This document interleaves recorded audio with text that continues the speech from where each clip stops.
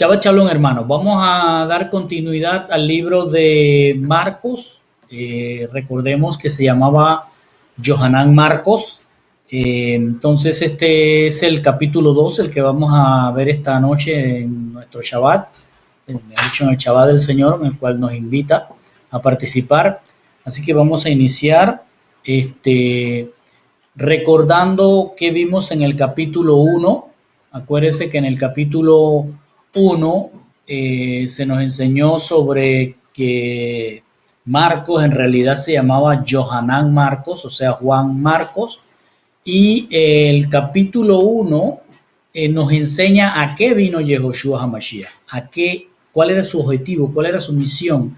No arrancó como otros evangelios hablándonos de la genealogía de él, su nacimiento, etcétera, sino que partió directamente a mostrarnos Johanán Marcos en su libro que Yehoshua HaMashiach vino a anunciar la victoria sobre nuestros enemigos, es decir, la Besorá. Recordemos que una Besorá o unas buenas nuevas también podrían haber sido unas malas nuevas, porque en la antigüedad el heraldo o la persona que se encargaba cuando se iba a la batalla de traer las noticias podrían ser buenas o podrían ser malas. Por ejemplo, recuérdense en Primera de Samuel cuando vienen a decirle al sacerdote que Israel había caído ante los filisteos y que se habían apropiado del arca.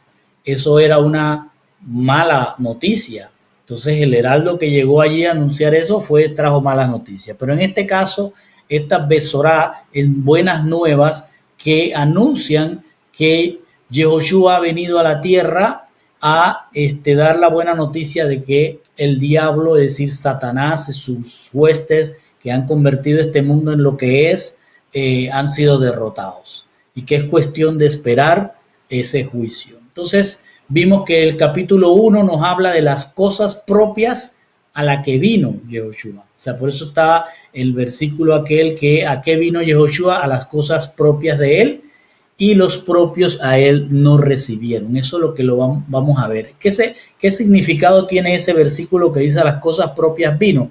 Bueno, que las cosas propias de él tienen que ver con esa buena noticia que él nos trae de que ha sido derrotado Satanás, el príncipe de este mundo, y se trae luz, trae buenas noticias a todos los que habitan en este cosmos, sean humanos o sea todos los seres y las estrellas y toda la creación que hay. Pues la Besorá de Yehoshua es que a través de él mismo se encaminan todos aquellos que siguen la Torá hacia lo que va a ser la eternidad. Entonces el capítulo 1 nos habla, en resumen, a lo que vino Yehoshua, ¿sí? A traer las Besorá. Entonces vimos en el capítulo 1 que Yehoshua, después de recibir el Ruach HaKodesh, fue al desierto, y ahí se entiende que ahí en los otros, no en Marcos, en Johanán Marcos no se ve, pero se ve en Mateo, en Lucas, que hay una discusión en base a la Torah, ojo, entre Hasatán y Yehoshua. Y en esto lo que nos da a entender es que Yehoshua, después de recibir el Ruach HaKodesh, el poder de lo alto, el poder de Dios, Yehoshua HaMashiach, con el Ruach HaKodesh, se planta ante Satanás. En lo que deberíamos entender es el anuncio de la mala noticia para Satanás, de que ha sido derrotado porque ya Yehoshua ha entrado en este cosmos. Luego vemos en el capítulo 1 que él parte, después de ese anuncio que le da a Satanás, parte hacia su tierra, es decir, hacia Galilea.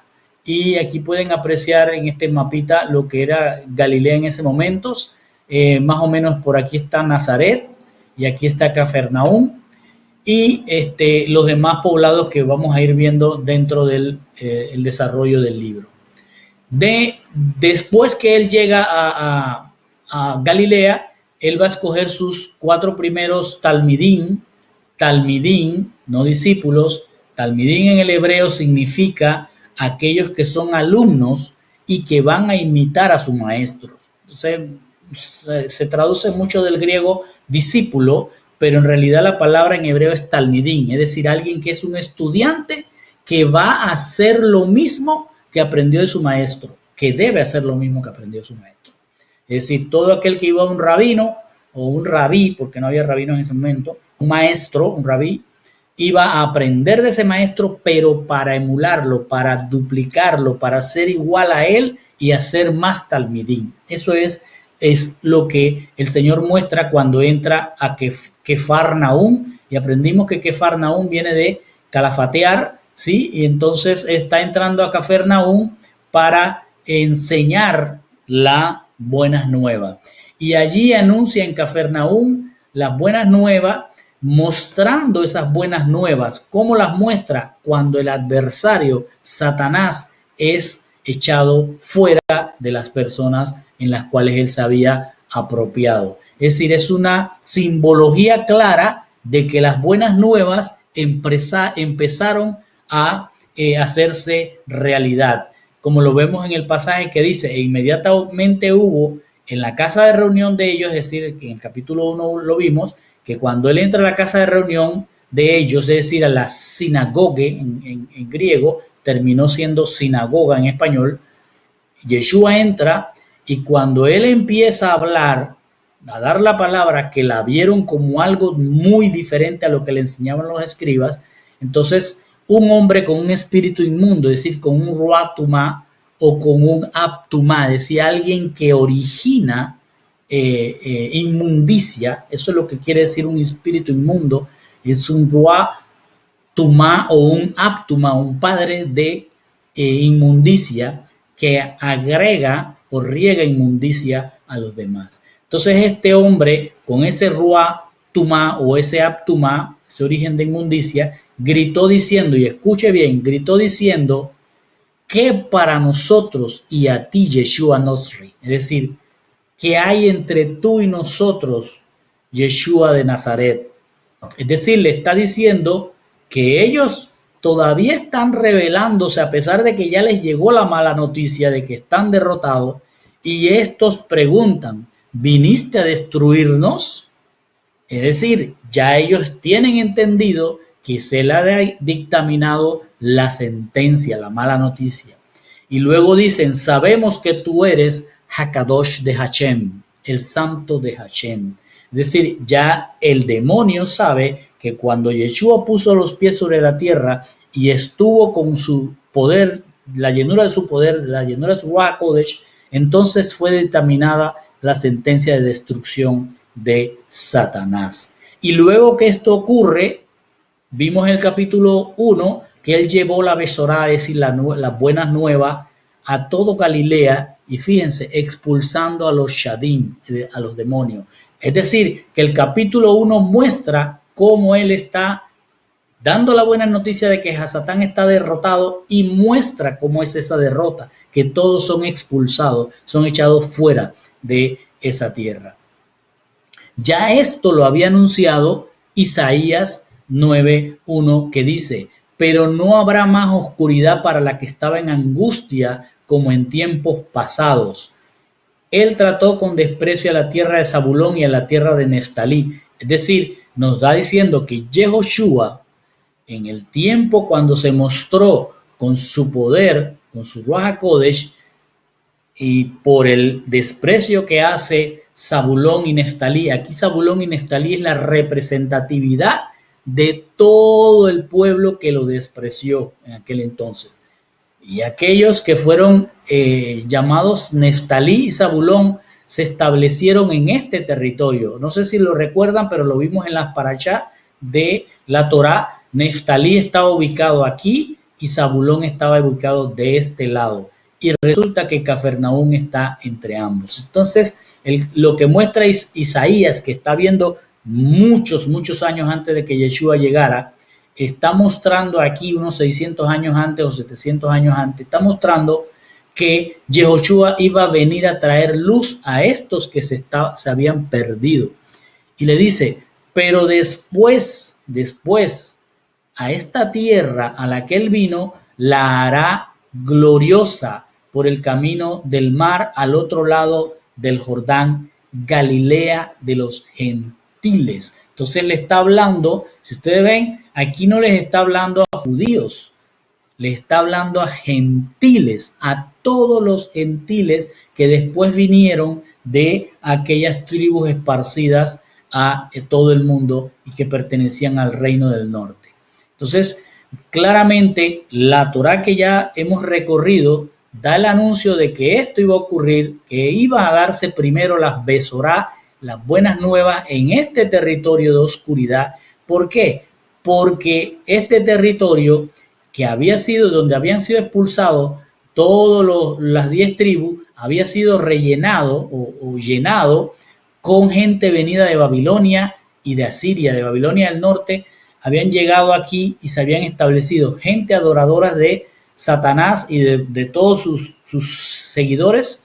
Se habían establecido y habían establecido dioses ajenos que pusieron a la par de Hachén. Por tanto, esto era un territorio, por eso se llama territorio de oscuridad, porque había mucho satanismo, mucha idolatría en este territorio, y por eso Yehoshua, después que tiene el Ruach HaKodesh en él, después que le anuncia a Satanás que su derrota está, va y los enfrenta y los empieza a expulsar. Es un simbolismo de lo que va a estar ocurriendo hasta nuestros días y más allá. Luego vamos a entrar ahora, hoy día, al capítulo 2. ¿Y qué vamos a ver en el capítulo 2? En el capítulo 1 anunció malas nuevas para Satanás, Besorá, buenas nuevas para nosotros, echó fuera a los demonios y todo fue buenas nuevas para nosotros. Ahora viene al anuncio, a la Besorá, las buenas nuevas, a los expertos en la Torah. Fíjense que ahora les va a hablar a todo aquel que se hace llamar experto de la Torah. ¿Quiénes eran los expertos de la Torah en tiempos de Yehoshua? En los tiempos de Yehoshua, los expertos de la Torah eran los escribas, ¿sí? Que eran hombres sabios cuyo trabajo era estudiar la ley, transcribirla y escribir comentarios de la misma. Eso se inició con Esdras. Cuando usted lee el libro de Esdras, se va a encontrar en Esdras 5:20, no me acuerdo exactamente, este pasaje que dice, este Esdras subió de Babilonia, era escriba, pero escuche bien lo que era un escriba en tiempo de Esdras y vamos a aprender hoy lo que es un escriba en tiempo de Yehoshua. Esdras era un escriba diligente en la Torá de Moshe, que Hachén Elohei, su Dios de Israel, había dado. Es decir, que Esdras era un experto en la Torá, era un escriba, un experto. Y esa Torá la había dado Dios a Moshe y Esdras se encargó de escribirla, hacer los comentarios y Esdras lo hizo en arameo también. Entonces, ¿por qué? Porque cuando ellos llegan de Babilonia lo que se hablaba era arameo. Cuando usted lea el libro de Esdras se va a dar cuenta que hubo que poner traductores para que se convirtiera del arameo al hebreo. Y dice la palabra, y a Esdras le concedió el rey todo lo que pidió, porque era el momento en que iban a salir de Babilonia.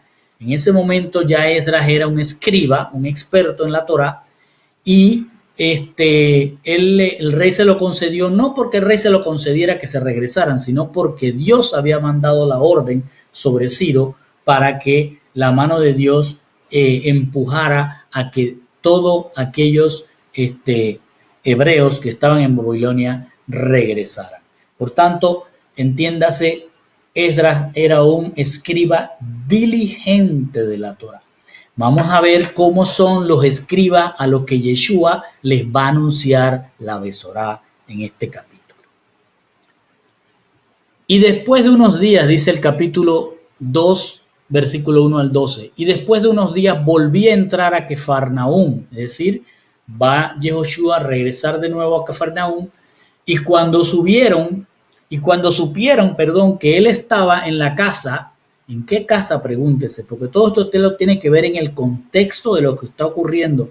Lo que tenemos que hacer es ponernos las sandalias de aquel tiempo y meternos en la historia, en el desarrollo de los acontecimientos. Dice, y cuando subieron y supieron que él estaba en la casa, entonces pregúntese, ¿en la casa de quién? ¿En la casa de él o en la casa de otro?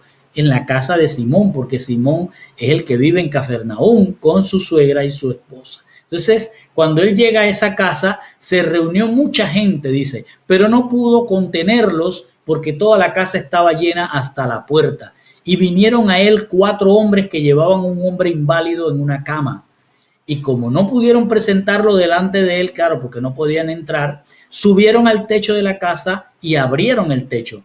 Para esto debemos recordar que las casas en el tiempo de Yeshua se hacían con digamos, una azotea, pero esta azotea era fácil de desmantelar y se ponía una escalera en donde pues ellos hacían ciertas cosas y abajo entonces estaba la residencia. Entonces estos 4 hombres llevan a este hombre en una cama, una camilla, era su propia cama, lo suben allí porque el hombre ya no podía caminar, solo estaba postrado en esa cama, abrieron el techo y luego bajaron la cama hasta donde estaba Yehoshua con sus talmidín. Y dice, como no pudieron presentarlo delante de él, subieron al techo de la casa y la abrieron el techo. Entonces subieron a lo alto de la azotea con la cama y lo trajeron ante Yeshua. Cuando Yeshua, escuche lo que voy a decir, cuando Yeshua vio la fidelidad de ellos, pregúntese, ¿la fidelidad de quién? Cuando Yeshua vio la fidelidad de ellos, dijo al hombre paralítico, hijo, tus iniquidades te son perdonadas. Y hago una pausa aquí para volver a preguntar y que ustedes piensen de quién es la fidelidad, del que está postrado en esa cama o de los que lo llevaron ante Yehoshua. Y fíjense cómo lo dice en plural el maestro. Cuando Yeshua vio la fidelidad de ellos, dijo al hombre paralítico, hijo, tus iniquidades, en la mayor traducciones nuestras dice tus pecados, pero aquí hay una diferencia y la voy a explicar. Dice, tus iniquidades te son perdonadas. Entonces preguntémonos qué es pecado, qué es iniquidad, y para eso tenemos que regresar a la Torá, y lo aprendimos allí cuando vimos la parachá de los sacrificios. Espero que lo recuerde. Había un sacrificio que era por el hatá.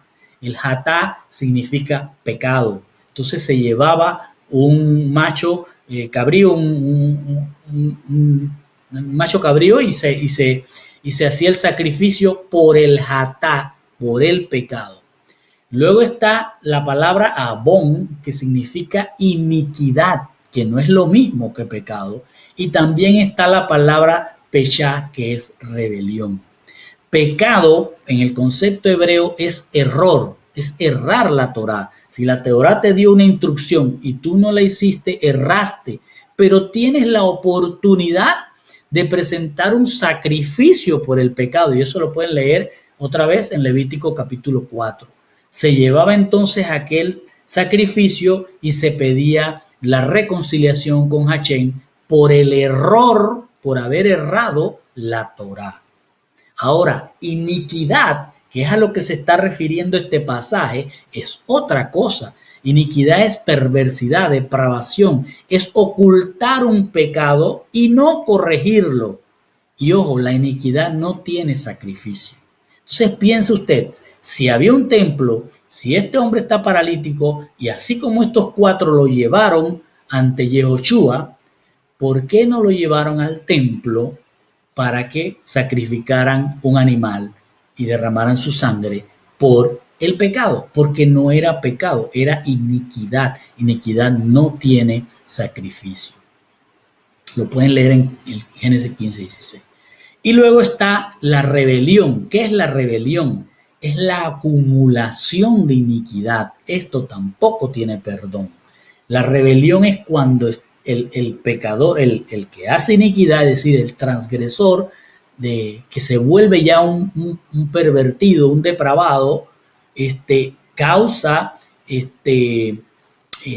por causa de un pecado va creciendo, va guardando eso, no lo divulga, no va a hacer reconciliación con Hashem, se convierte en un depravado, y si él sigue haciendo más depravaciones, entonces para Hashem él es un rebelde. Esto es lo que debemos comprender. Entonces él está diciendo, Yeshua, cuando ve a estos 4 hombres bajar a esa persona, note la escena, lo están bajando, me imagino con unas sogas, y lo dejan frente a Yehoshua. Yehoshua no mira al hombre, Yehoshua mira a los 4 que lo bajaron y le dice, vio la fidelidad, está viéndolos a ellos, no al hombre. Luego se dirige al hombre y le dice, hijo, tus iniquidades te son perdonadas. Es decir, tu perversidad, tu depravación. Imagínense todo lo que le está diciendo a este hombre. Y dice, y estaban allí con él, dice, allí en la casa habían llegado algunos de los sabios, de los expertos de la Torá, es decir, los escribas. Y pensaban, ojo, que no están hablando, cada uno está callado, pero en su mente cada escriba, cada sabio, cada experto de la Torá está pensando y diciendo en su mente, no hablándolo, ¿por qué habla así este hombre? Está blasfemando, es decir, está despreciando a Dios. Porque vuelven a preguntarse en su mente, ¿quién puede perdonar los pecados sino uno solo? Dios. Entonces Yehoshua, que todavía no ha levantado, ojo, no ha levantado al paralítico, solamente le dijo, te perdono las iniquidades, los mira, porque por el Ruach HaKodesh, Yehoshua podía oír los pensamientos de los expertos de la ley, y les dijo, ¿por qué pensáis tales cosas en vuestros corazones? ¿Cuál es una palabra más fácil? Le dice. Decir al paralítico, tus iniquidades son perdonadas, o decir, levántate, toma tu cama y llévala a tu casa y anda. Ojo, que aquí hay una de las características de un Yehoshua judío. Los judíos siempre preguntan y hacen respuestas en base a preguntas. Entonces él, cuando escucha que estos se están preguntando, él les da una respuesta, pero en base a preguntas. Le dice, ¿qué es más fácil? Que le diga, tus iniquidades son perdonadas a este hombre, o que le diga, levántate, toma tu cama, ve a tu casa y anda. Es decir, anda para ti, no vuelvas a pecar, no vuelvas a caer en iniquidades. Entonces, Yehoshua les está respondiendo, ojo, sin que ellos hayan abierto su boca, sino que lo hayan pensado. Y el Ruach HaKodesh le revela a Yehoshua lo que ellos están pensando. Y luego dice, más, y escuche bien lo que ahora Yehoshua va a decir, porque esto es clave para entender muchas cosas que hemos mal aprendido. Dice Yehoshua, más por esto, para que sepáis, ojo, ¿a quién se le está refiriendo él? ¿A quién le está hablando? Le está hablando a los expertos, a los escribas, a los expertos de la ley, que deberían de ser como Esdras en su tiempo, pero no eran el mismo pensamiento de Esdras, no eran diligentes. Y vamos a verlo más adelante. Y él les dice, más por esto, por lo que están viendo ellos, por lo que están pensando, dice, para que sepáis, fíjense cómo le dice, para que sepáis que el Hijo del Hombre tiene potestad para soltar las iniquidades que hay en la tierra, te digo a ti que debes levantarte y tomar tu lecho. Entonces, observe que se dirige a ellos no han hablado, han pensado, y él le dice a ellos, a los expertos de la ley, fíjense, para que ustedes sepan, miren lo que voy a hacer. Eso es lo que yo quiero que ustedes capten, para que ustedes sepan, pero que sepan qué.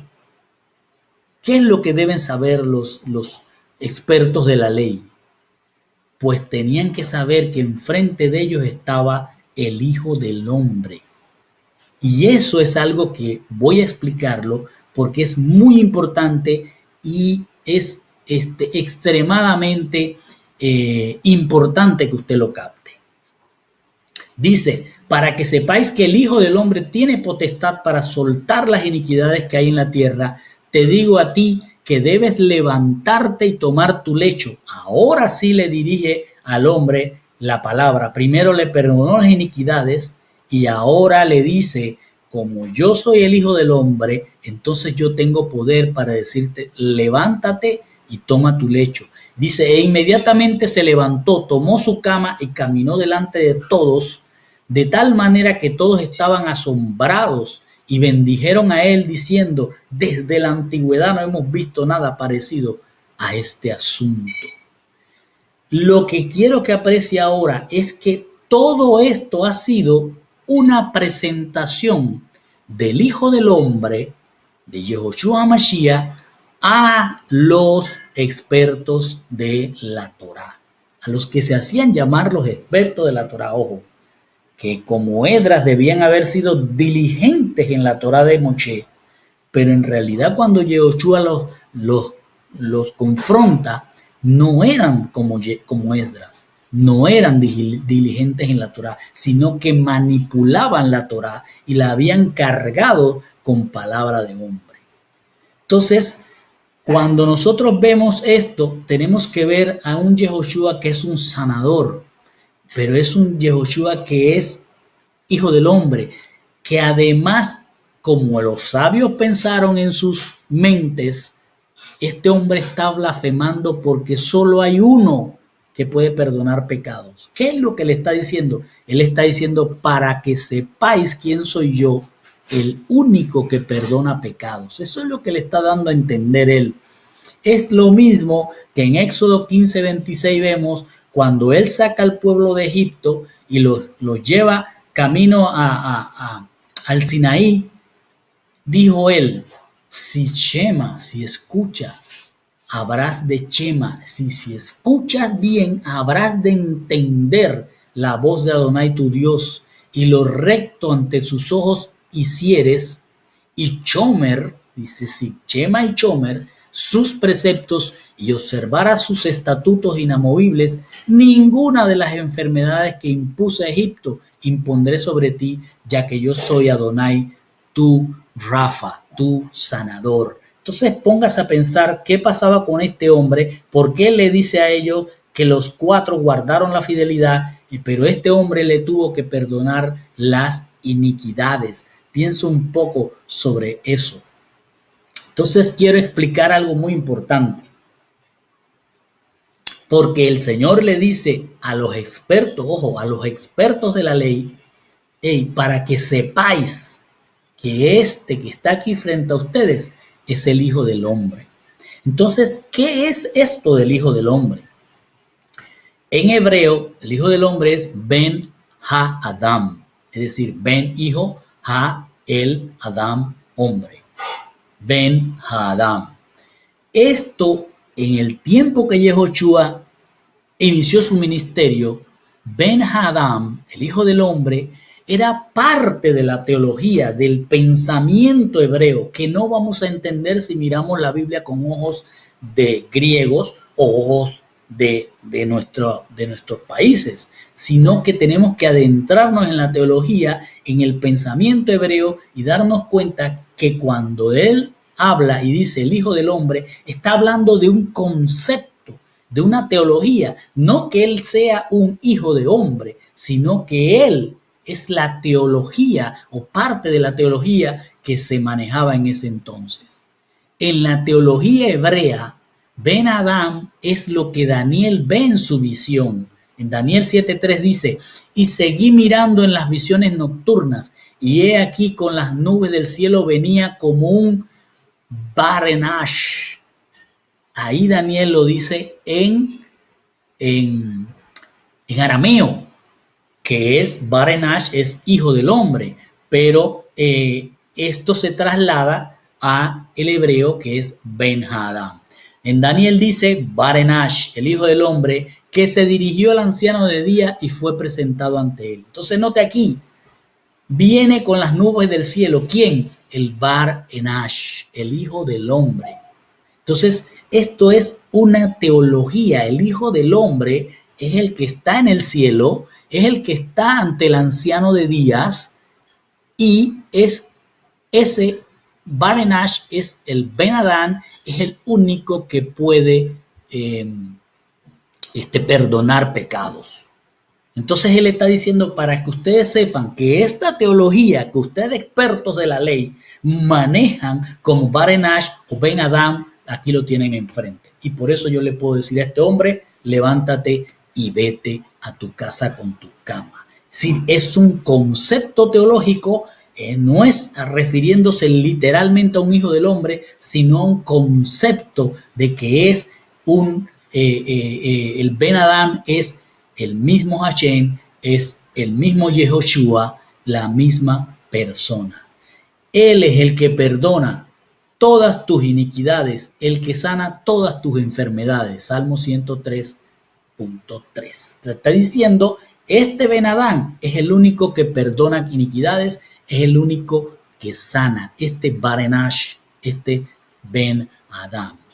Entonces, Yehoshua es el Hijo del Hombre, no porque se trate literal de que vino del hombre, sino que es aquel que es presentado en el cielo como el Barenash que vendría en las nubes y que va a venir en su tiempo en esas nubes. Nos está diciendo Yehoshua es Dios, Yehoshua es el Barenash, el Ben Adán. Barenash en arameo, Ben Adán en hebreo. ¿Por qué? Porque explicábamos que Esdras trajo esto en arameo y Daniel lo usó en arameo. Hablaban arameo porque estaban en Caldea, en Babilonia, y ahí se hablaba arameo. Entonces, el asunto del paralítico que acabamos de estudiar fue una presentación de Yeshua a los que se decían ser los sabios de la Torá. Él le está diciendo, tanto que ustedes saben y no ven que el Barenash está frente a ustedes. ¿No ven a aquel que vio Daniel en la visión? ¿No lo ven? Si Él es el único que puede perdonar pecados, si Él es el único que puede sanar, como dice el Salmo, ¿no se dan cuenta que están frente al Barenash? Entonces, le dice Yeshua para mostrarles a ellos, esta es la presentación de Yehoshua Mashiach frente a los expertos de la ley, a los que se decían ser expertos de la ley. Él puso las dos acciones juntas. El que un paralítico andara sería prueba de que él era el único que perdonaba pecado.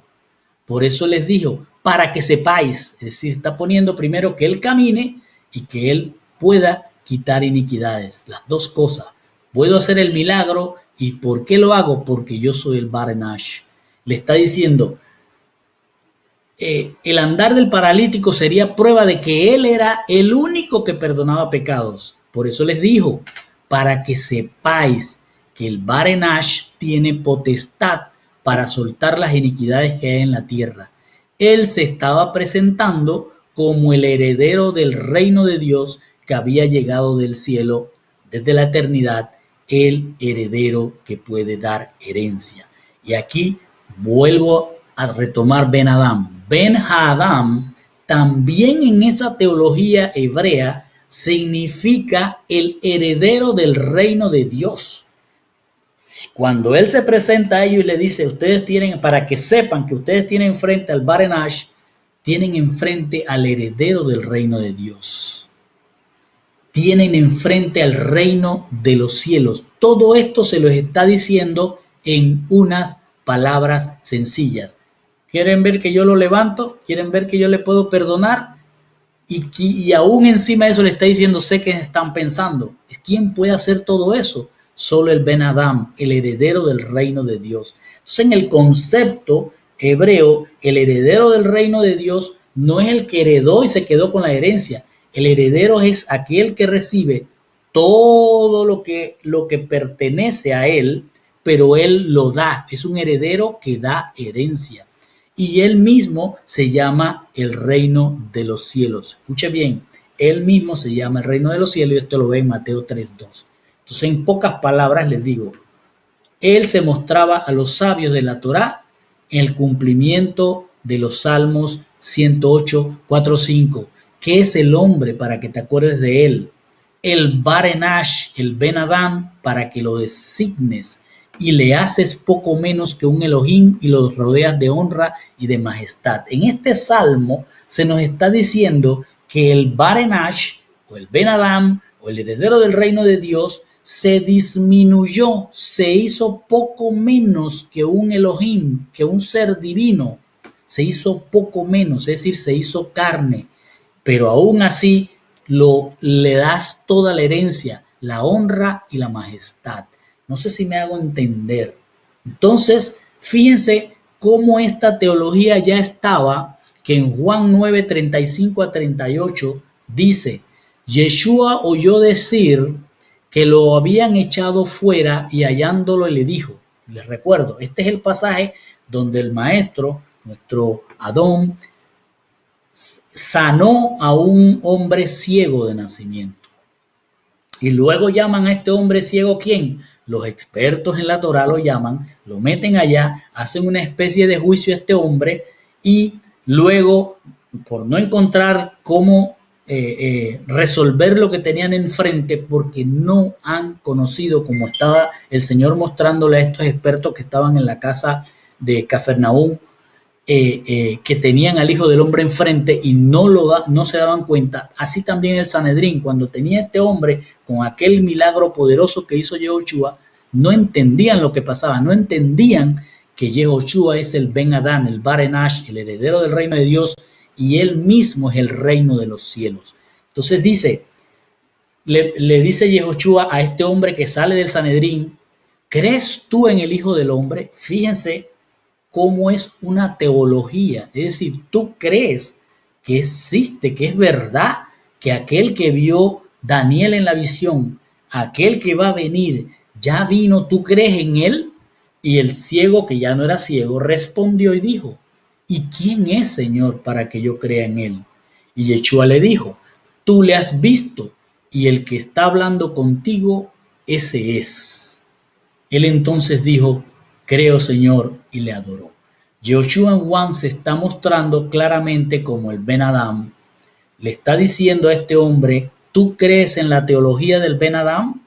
El hombre le dice: sí, pues yo soy ese. Entonces aquí a estos hombres con el tema del paralítico, él les está diciendo: ustedes que son expertos, supuestamente expertos, y conocen bien la teología del Ben Adam, del heredero del reino de Dios, del Bar Anash, solo el Bar Anash, solo el heredero de Dios, solo el Ben Adam puede perdonar pecados, porque él es el heredero de todo el poder y la majestad. Y solo puede él levantar a este hombre. Y por eso le digo al hombre: ve, levántate y ve con tu cama. Entonces se les presentó a ellos, pero aún así ellos, con todo lo experto de la Torá que se supone que eran, no lo entendieron. Y luego dice en Marcos 2, 13 al 17: entonces partió de allí para ir de nuevo al mar, y vino toda la multitud, y él le mostró cosas veladas. Es decir, la gente seguía tras él, y él les iba enseñando cosas que nunca habían visto.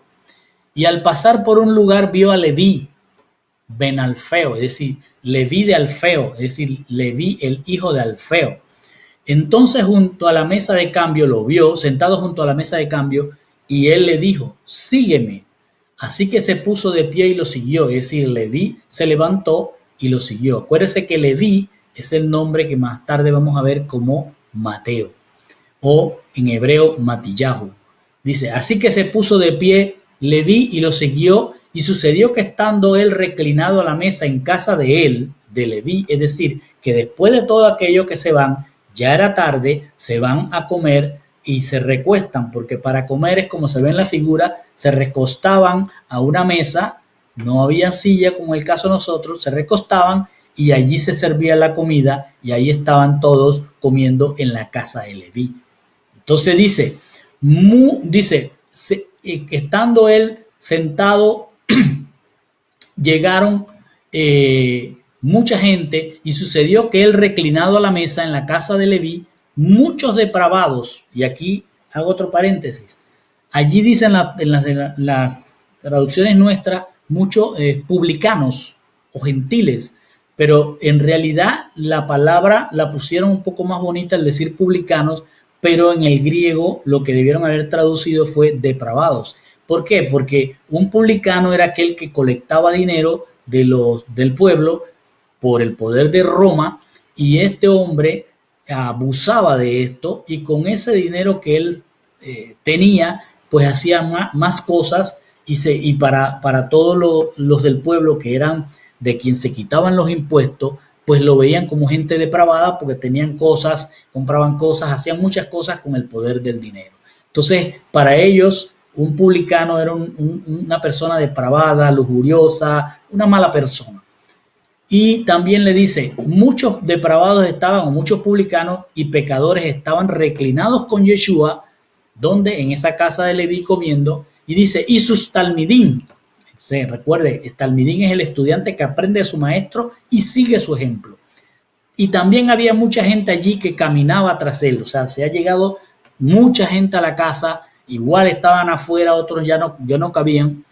Y dice, cuando los expertos en la ley y los fariseos, es decir, llegaron los expertos de la ley también y vieron aquel tumulto, y también llegaron los fariseos. Ojo que hay dos personajes aquí, los fariseos y los expertos en la ley. Los expertos en la ley eran expertos en la ley, eran los que transcribían y daban su versión, y los fariseos eran los que enseñaban en base a lo que estaba escribiendo este experto de la ley. Y ellos, dice, los expertos de la ley y los fariseos, los escribas, vieron que comían con pecadores y recaudadores de impuestos, y dijeron a sus talmidín, ¿por qué con depravados y los pecadores tu rabí, maestro, o sea, tu rabí come y bebe?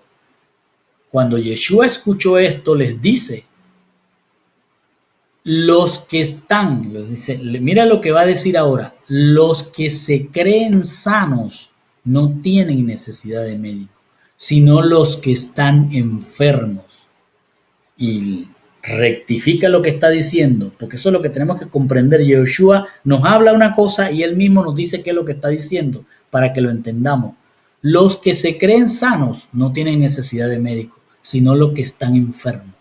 Y dice, no he venido a llamar a justos, pero sabemos que en la Torá nos explicaron bien claro que no hay justo, y luego aquí lo vamos a ver en Yeshua, no hay ni uno bueno.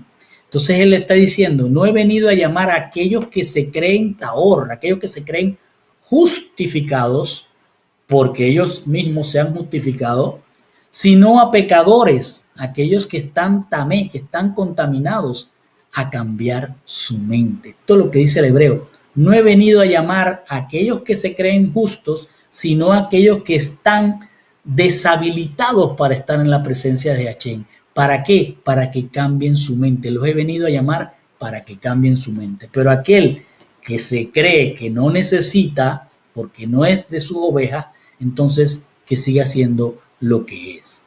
Entonces, Mateo 23, 28 nos dice algo sobre esto. Dice, así también vosotros por fuera parecéis justos a los hombres, pero por dentro estáis llenos de hipocresía y de iniquidad, refiriéndose en aquel momento en Yehoshua a los fariseos, aquellos que se creían los expertos.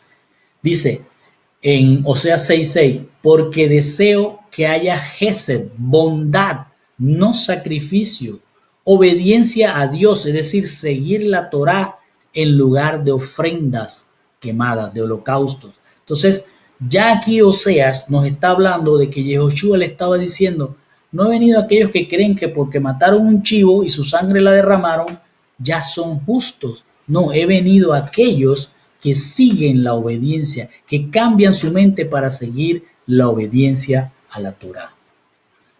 Y luego vamos a Marcos 2, 18 al 22. Y los discípulos de Juan y de los fariseos estaban ayunando. Aquí nos vamos a otro pasaje que nos muestra Yohanan Marcos. Y dice, los discípulos de Juan y los de los fariseos estaban ayunando. Y vinieron y le dijeron a Yehoshua, ¿por qué los talmidín de Yohanan y los perushim, es decir, los fariseos, así es, en hebreo perushim es fariseos, y los de los fariseos ayunan, y tus discípulos no ayunan? Es decir, llegan, ojo, ¿quiénes llegan? Los discípulos de Juan, los talmidín de Juan, y los talmidín de los fariseos, los que siguen las enseñanzas de Juan y los que siguen la enseñanza de los fariseos. Y dicen, ellos están ayunando, entonces pregúntese, ¿cuándo se ayuna? En la Torá se nos enseñó que el ayuno se daba, o la aflicción se daba en el día de el séptimo mes, el día 10, es decir, en el día de Yom Kippur. Allí el pueblo tenía que afligirse, palabra que fue traducida como ayunar.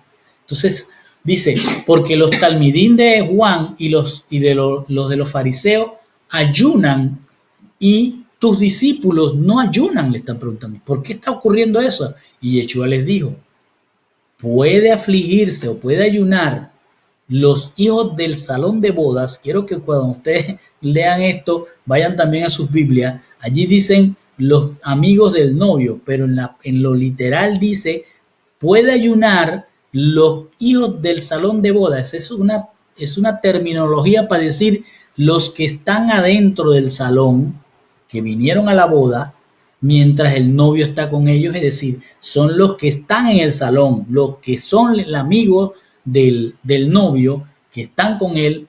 Dice él, se van a ayunar si el novio está ahí y los amigos están con él. Entonces, en una boda no hay que ayunar, no hay que afligirse, porque la palabra en realidad debería ser afligirse. Y dice, mientras tengan consigo al novio, o sea, está hablando otra vez del Barenash, mientras tengan consigo al novio, no podrán afligirse, es decir, no podrán estar tristes porque están con él.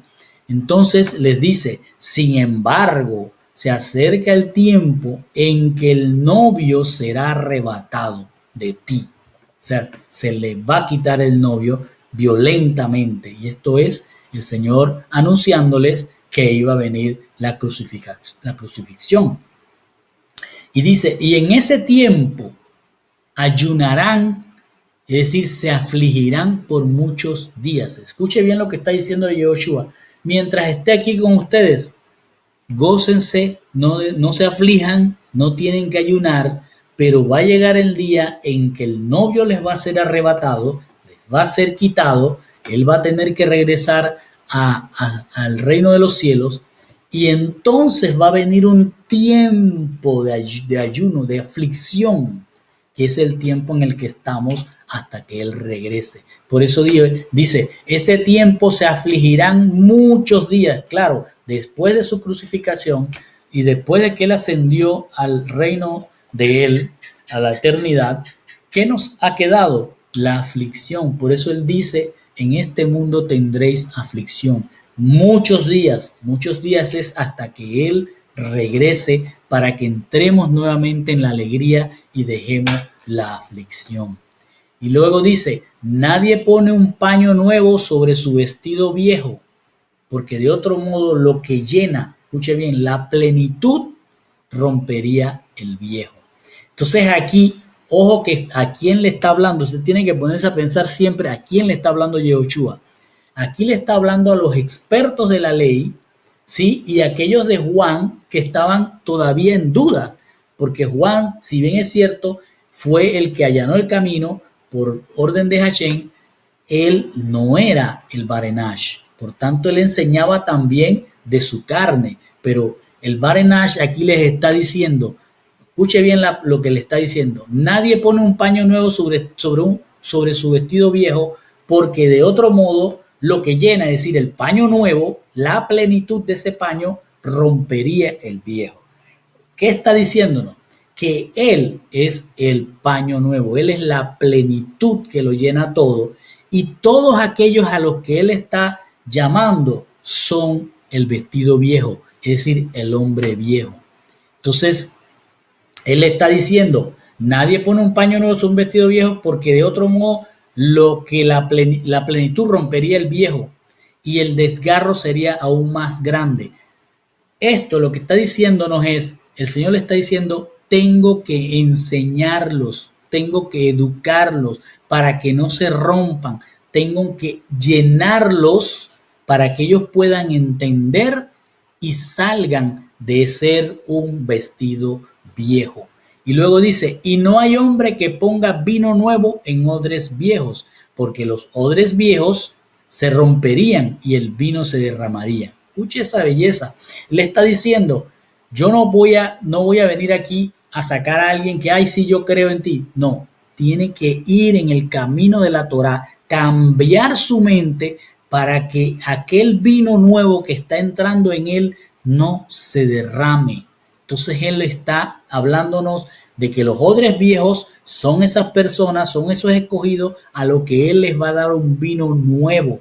Y si este no lo toma de a poco y no lo asimila, entonces se va a romper. Dice, sin embargo, el vino nuevo debe colocarse en odres nuevos. Es decir, aquel que lo recibe tiene que pasar de ser un odre viejo a un odre nuevo, un hombre viejo dejar de ser para pasar a un hombre nuevo. Es decir, ¿qué es lo que hace que cambie a una persona en su mente? La Torá. Entonces el Señor le está diciendo que tienen que caminar a través de la Torá. No afligirse. ¿Qué él le estaba diciendo a todos los pershim, a todos los fariseos? Era que él les está enseñando para llevarlos a ser un hombre nuevo. Levítico 16:29 dice: esto será para vosotros un estatuto por el tiempo que Hachén decida. En el séptimo mes, el día 10 del mes, habréis de afligir vuestro ser, afligir, ojo, no hacer un ayuno, afligir vuestro ser, que los hebreos hayan tomado como ayuno es otra cosa, pero está diciendo afligir vuestro ser es todo tu ser. Y no habréis de hacer trabajo alguno, ni el nativo ni el extranjero que habita entre vosotros. Esto es a lo que se refería él. Estaban haciendo un ayuno y él preguntaba, pero ¿por qué esto nos ayunan? Porque el Señor es el Barenash. Estaban ya con el novio, no habría por qué afligirse. En cambio, todo el que está fuera del novio tiene aflicción. Por eso es hermoso cuando él dice los hijos del salón de boda, es decir, los que ya entraron, los otros están afuera de la boda. Entonces, Juan 3:29 nos enseña también que el que tiene la novia es el novio. El amigo del novio que está a su lado y lo escucha se regocija mucho cuando oye la voz del novio. Esta pues es mi alegría y es completa. El Señor le está diciendo a aquellos que estaban fuera de él, sigan afligiéndose, pero los que están dentro no se afligen. Ahora, cuando yo sea quitado de ustedes, habrán muchos días hasta que él regrese que habrá aflicción en este mundo. Entonces, ¿qué es lo que tienen que hacer mientras tanto? Cambiar, no ser un vestido viejo porque se van a romper con lo que se le ha enseñado. Tienen que dejar de ser un odre viejo para recibir el vino nuevo, la palabra de Yehoshua HaMashiach, la Torah. Y aconteció otra vez que pasó por los sembradíos de trigo en Shabbat, y sus talmidín se pusieron a ir por el camino arrancando espigas. Iban caminando con Yehoshua y los talmidín arrancaban las espigas, la estrujaban en sus manos y se comían los granos de trigo. Entonces los perushim, los fariseos, le dijeron: mira, ¿por qué hacen tus talmidín lo que está en contra de la ley en Shabbat? Porque era en Shabbat que estaban caminando y en Shabbat estaban arrancando espigas, es decir, un trabajo, y para ellos no se podía hacer absolutamente nada, es decir, habían puesto ellos agregando sus leyes. El Señor lo que dice que en el Shabbat tienes que hacer lo bueno. Y entonces dice: mira, ¿por qué hacen tus talmidín lo que está en contra de la ley en Shabbat? Pero Yeshua dijo: nunca, escuche bien lo que va a decir, porque está hablándole otra vez a quienes se creen expertos en la Torah. ¿Nunca leíste lo que hizo David, él y sus soldados, cuando tuvieron hambre? ¿Cómo entró en el santuario? ¿Quién? David, bajo la dirección de Ebiatar, el jefe de los sacerdotes, y comió los panes puestos aparte, que nadie es digno de comer excepto los sacerdotes. Comió y dio a sus soldados. Entonces Yehoshua les está diciendo: ustedes que son expertos no saben esto, y se los explica para mostrar que él es el experto en su palabra, porque es su palabra, y les explica que eso está en 1 Samuel 21, donde David llega con hambre ante el tabernáculo, que en ese momento estaba en Siloé, y llega allí y